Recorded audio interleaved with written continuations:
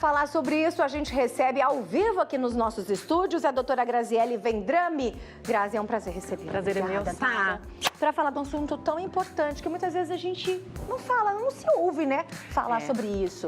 Obrigada, né, pela oportunidade de falar sobre esse assunto. É exatamente isso, tudo que você falou. Maio é o mês da gente conscientizar a doença, né? Doença inflamatória intestinal contempla essas duas doenças, o Crohn e a retocolite, que éramos considerados raros, já não somos mais.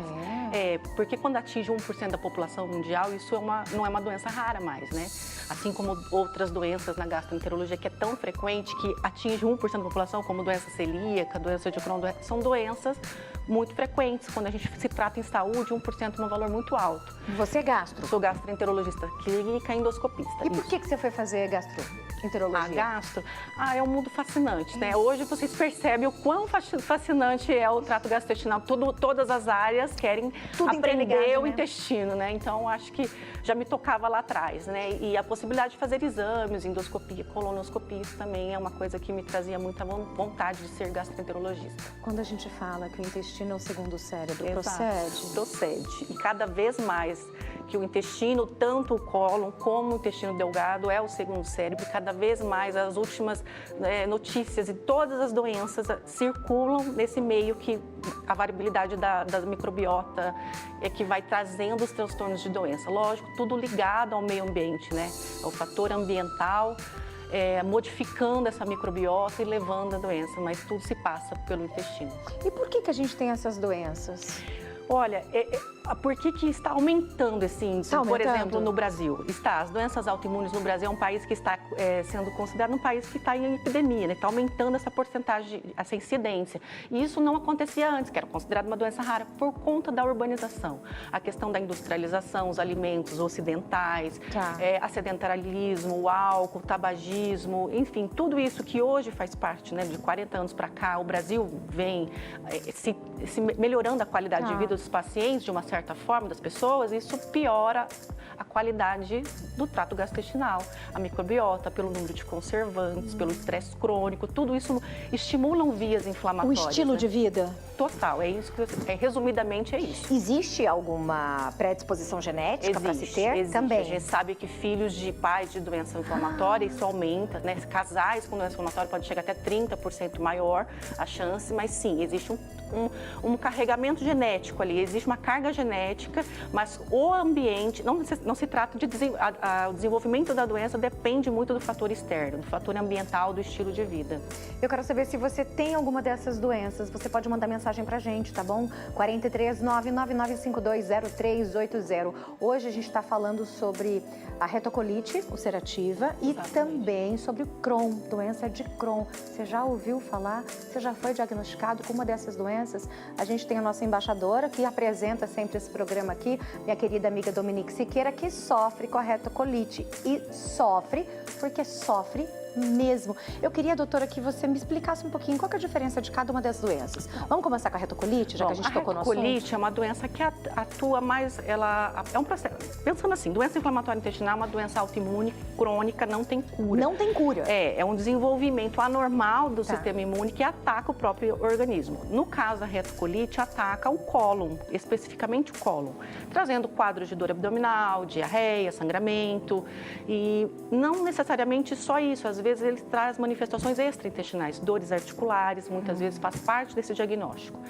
E a doença de Crohn é uma doença que ataca o intestino da boca à região anal. Também é um sistema imunológico desregulado. Toda a parte digestiva? Pode atacar. O que a gente mais vê é a região do delgado, intestino fino e cólon, mas pode atacar a boca, garganta, esôfago, enfim, pode atacar. E a região perineal, muito comum nas doenças inflamatórias, a gente saber muito sobre fístulas, né? O Crohn atinge, geralmente está relacionado a fístulas anais. Fístula seria... A regiões que abertura, uma comunicação do intestino com a região da parede anal ali. Sim. E às vezes vai para as nádegas e isso pode trazer uma repercussão muito grande para o paciente, né? Um estigma muito grande.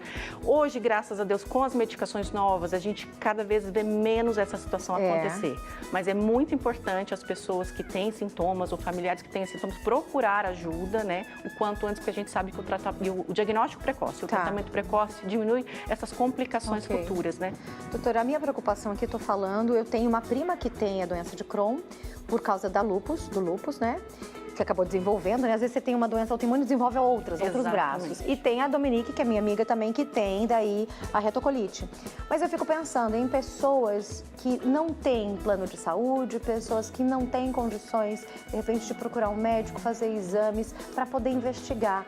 O que o Sistema Público de Saúde, o SUS, oferece em relação a isso hoje? Olha, é importante a atenção básica estar capacitada. A gente vê alguns locais, até a campanha faz um pouco disso, tentar trazer a informação para médicos da atenção primária para valorizar sintomas que persistem por mais de 3 a 6 meses, né? Sintomas de diarreia, dor abdominal, perda de peso, sangramento, porque é super importante fazer uma colonoscopia. E a colonoscopia no Sistema Único de Saúde, a gente sabe que para chegar no local adequado é um pouquinho mais difícil. A gente sabe que tem alguns estudos no Brasil mostrando que pode chegar até 2, 3 anos de atraso do diagnóstico.